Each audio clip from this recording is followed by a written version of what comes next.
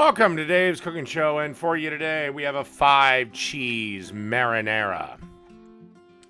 So, in the oil I had roasting over a fairly low temperature, 2 cloves of minced garlic, and I've added 2 28-ounce cans of crushed tomatoes.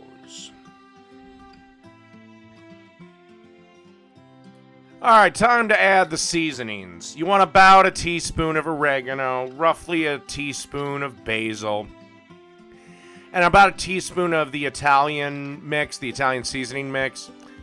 And of course, about a teaspoon or 2 of black pepper, actually probably closer to a tablespoon of it. But then again, I really like black pepper. So, that's me. You can do that to taste. A little bit of salt if you want, and then just a pinch of sugar.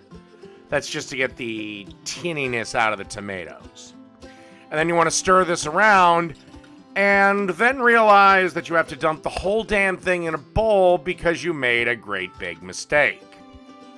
What was that mistake, you might ask? I'll show you.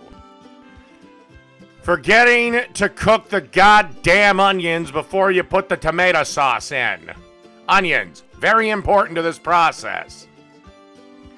So basically you want to cook these until they're translucent.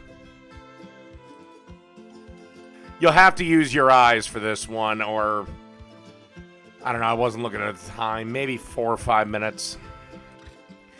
Alright, as you can see, the onions are done. And now add the tomato sauce back in. And I would simmer this for at least 10 to 20 minutes.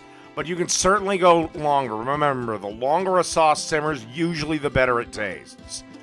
There's a reason why in the old country this shit took all goddamn day to make.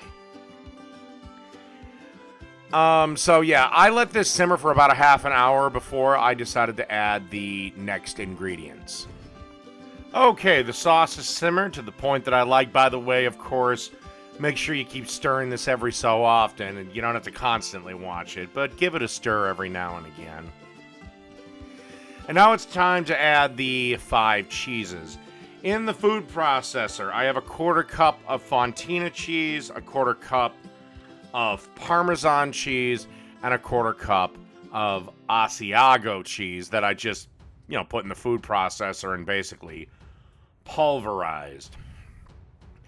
Now I'm just going to eyeball a 1/4 cup of ricotta cheese, and maybe I'll go a little bit more generous with that because, well, I really, really, really like ricotta. I mean, it's delicious. If you don't like ricotta, what the fuck is wrong with you? Like, seriously, it's one of the greatest things ever. And then I just felt it. About a 1/4 cup of mozzarella.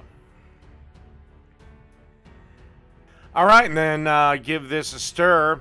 And keep stirring till all the cheese is melted. And then once again, you want to let it simmer for, again, about 10 to 20 minutes or so. By the way, as of right now, you probably should have a pot on the stove with, the water for our pasta that we're going to need. Which in this case is 1 pound of penne, but you can certainly use whatever you like. And if you want your pasta a little soupier, a little more saucier, just take out some of the pasta. 12 ounces works fine here too. And pasta's been cooked. Again, I like to undercook my pasta by about a minute for whatever the al dente directions are on the package. Dump that sumbitch in there. And stir it around till everything's coated and incorporated. Okay, now it's time to serve. Get yourself a bowl or a plate or whatever, I don't know. I always like these great big kind of shallow bowls. And just for a little decoration, put a little cheese on top. And of course, because I'm me, we can't have pasta without freshly ground black pepper. That'd just be silly. So, again, give it a few cranks of the old pepper mill. And that's it. 5 cheese marinara. Done.